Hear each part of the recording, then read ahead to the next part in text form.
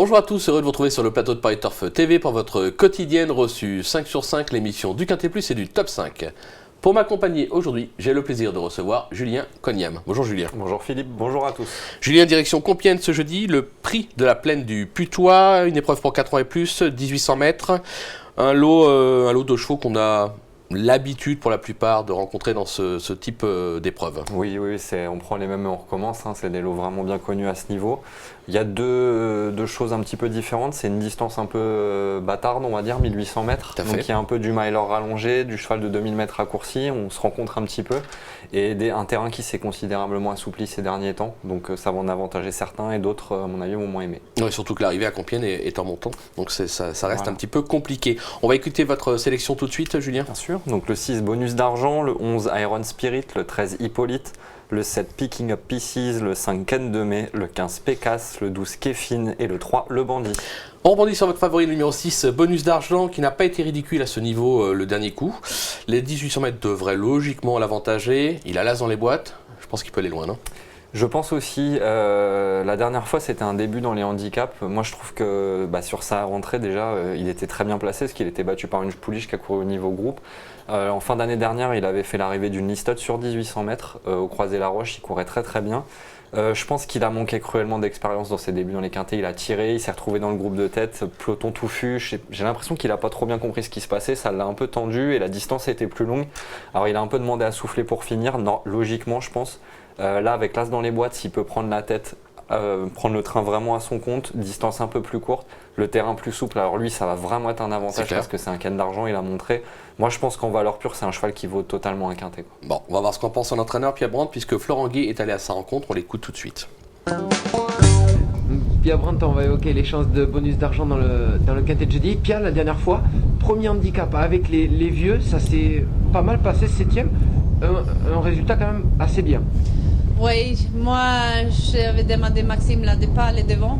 C'était une bêtise de mon part parce que le cheval il a beaucoup tiré et il a quand même resté assez longtemps dans la course. Pierre, c'est pour cette raison qu'on le raccourcit un petit peu? Oui, c'est à cause ça on fait ça et Compiègne, je pense que ça va être un peu mieux pour lui. Bon, 7ème la dernière fois, cette fois on envisage d'être dans les 5?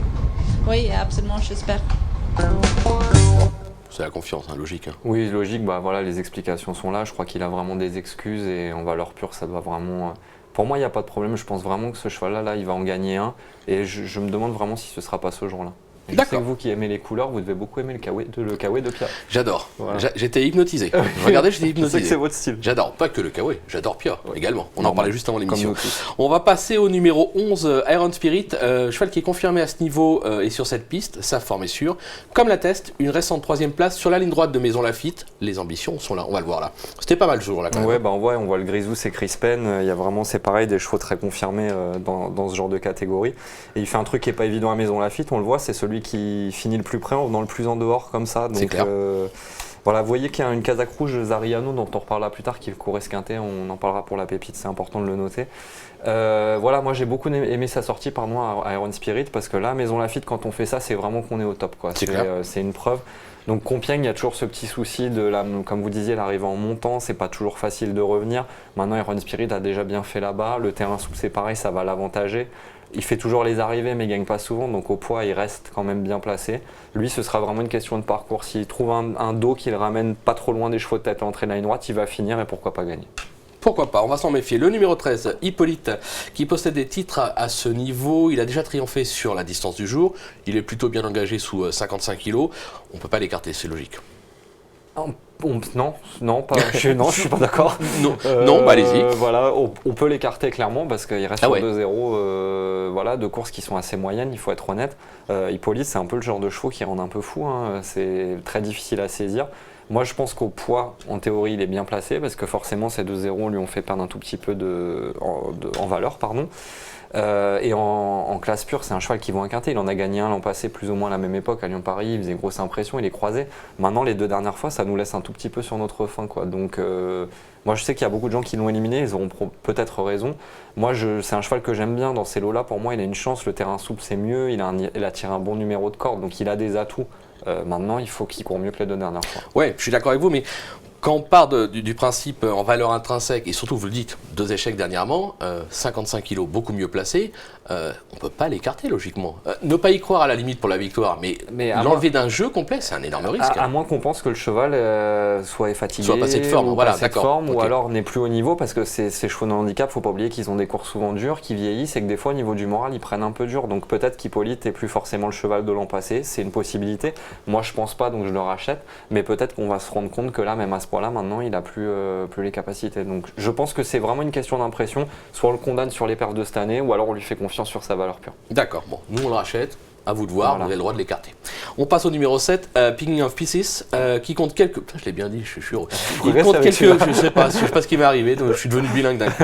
Il compte quelques bonnes performances à ce niveau, et notamment un succès sur cette piste, mais c'était un 2000 mètres, on en parlait tout à l'heure. Il cherche sa course ces derniers temps, on s'en méfie aussi. Lui aussi, au poids, il est correctement placé. Oui, et puis il est vraiment bien revenu cette année, je trouve, Picking of Pieces. La rentrée, il était deuxième de Rouero. Rouero, c'est quand même un sacré cheval. Hein. C'est des lignes, voilà. Et la dernière fois, la perf est très bonne aussi. Donc, il se retrouve à une valeur très correcte. Picking Up Pieces, il a un gros avantage, c'est qu'à la base, en début de carrière, c'était plutôt un cheval avec lequel on attendait, on venait finir.